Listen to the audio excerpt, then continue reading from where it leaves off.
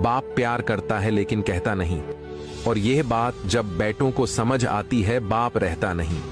Number 2, आंख की कदर नाबीना से पूछो और बाप की कदर यतीम से पूछो।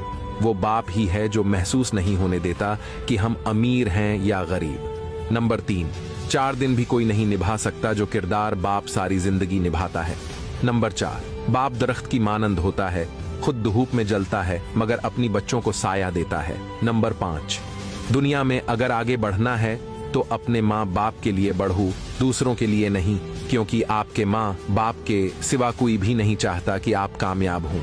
नंबर 6, बाप की पूरी जिंदगी गुजर जाती है बेटे की जिंदगी बनाने में और बेटा लिखता है my wife is my life. Number 7, दुनिया में इंसान कितना भी कामयाब क्यों ना हो, माँ बाप की तलब हमेशा रहती है।